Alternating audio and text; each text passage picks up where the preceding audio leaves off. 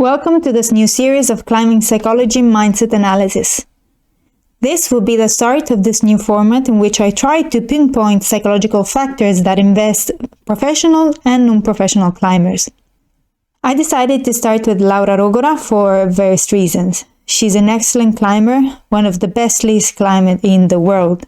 Among the rest, she climbed Erebor 9B, 515B, won the lead World Cup in 2020 and participated to the Tokyo 2020 Olympics. Laura is very well known for her static approach and insane endurance.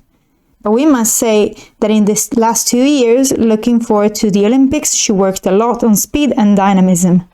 In fact, when she won the World Cup in 2020, she did so climbing faster than Janja Gambert, who also topped the route.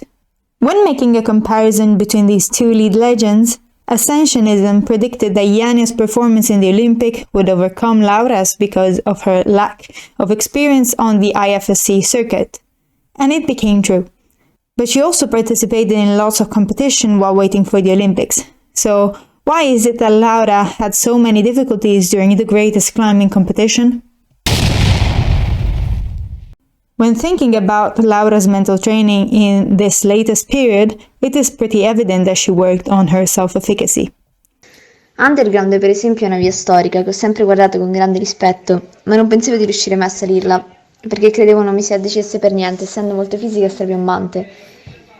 Self-efficacy is a concept originally proposed by the psychologist Albert Bandura that refers to an individual's belief in their capacity to execute behavior necessary to produce specific performance achievement. Self-efficacy is an extremely specific concept and can be declined in virtually infinite abilities. For example, I believe Laura Rogora has very high self-efficacy on her ability to crimp very small holds even if she's sweating or using tape. Self-efficacy becomes more relevant in climbing competition compared to outdoor red pointing. It does so because in World Cups you're given a maximum of 2 attempts per route or only 1 for semifinals and finals. When you have to unsight a route, reading the sequence in the correct way is fundamental. And in this, Laura has proven to be impeccable. But it is possible to read multiple alternatives to the same sections. That is where the mental fight comes in. Laura has an extremely high self-efficacy in finding alternative betas for big moves. For example, in Erebor's cracks, there is a huge double dyno. Laura was able to static it, crimping an extremely small hold, so small that even Stefano Ghisolfi was unable to hold on. Dynamic moves are nowadays very popular because they're very spectacular.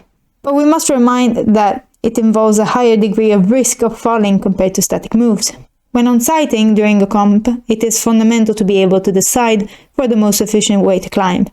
First, because it saves energy, and second, because it may save important seconds in winning the competition. While, when you're repointing a route, you can always try your preferred style and then just fall back on alternative moves if it doesn't work. The increasing appearance of big moves and dynos on lead comps didn't make life easy to Laura. Remember that she is also tall 152 centimeters, 12 less than Janja. Dynamic moves are supposed to weight more on the legs, our most powerful limbs, and probably Laura wasn't as confident in their use as compared to her static pulling ability. Seeing her 100% committing to dynamic moves first try without trying the static, let's say, safe option, convinced me she worked specifically on this type of movements to increase her confidence and self-efficacy. So this is why I don't believe this, let's say, weakness of her messed with her mind to the point of making her make multiple mistakes on the Olympics. The way she coped with her weak points was head-on towards improving those aspects and with evident success. I think the difficulties that Laura encountered have deeper roots. In the video in which she's commenting on her send of Ali Hulk Sit Essential Total, I think we can get a glimpse of it. While she's projecting this massive route, she is explaining her mental processes while climbing and, even more interestingly, when falling. In this first clip, you see her falling after messing up the sequence of a section she worked on quickly.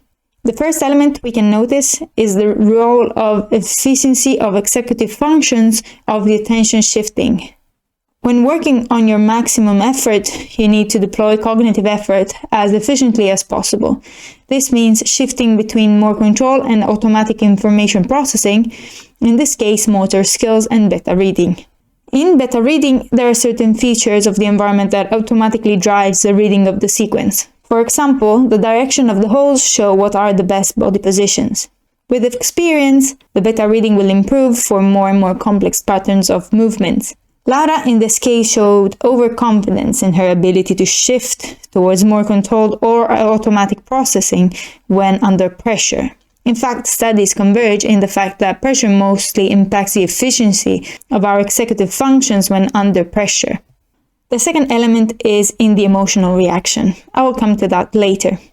During this second clip that you see now, Laura is explaining how, arriving to the section from the ground for the first time, she got excited and started making mistakes. Following, she explains that in the subsequent climbing day, she was less anxious knowing that she could arrive to the section and was able to remain focused. Again, Laura showed that she loses her focus during good rest. Instead of switching to a completely automatic thinking, this time she was distracted by intrusive thoughts or somatic symptoms of anxiety and pride.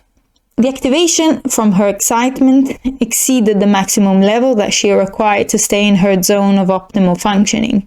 These subtleties are less relevant in repointing compared to on-sighting and competitions, but can still influence the number of attempts and therefore energies and days required. So developing the skills to cope with these mental processes can be important when on a climbing trip or to send your project before it is taken down by the route setters. Finally, we see an explosive reaction to failure.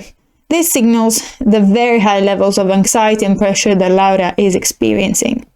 I would like to quickly compare her reaction with Janja Garnberg's in the 2019 World Cup. She knew Chen So topped the route and that she needed a faster top to bring home another gold medal.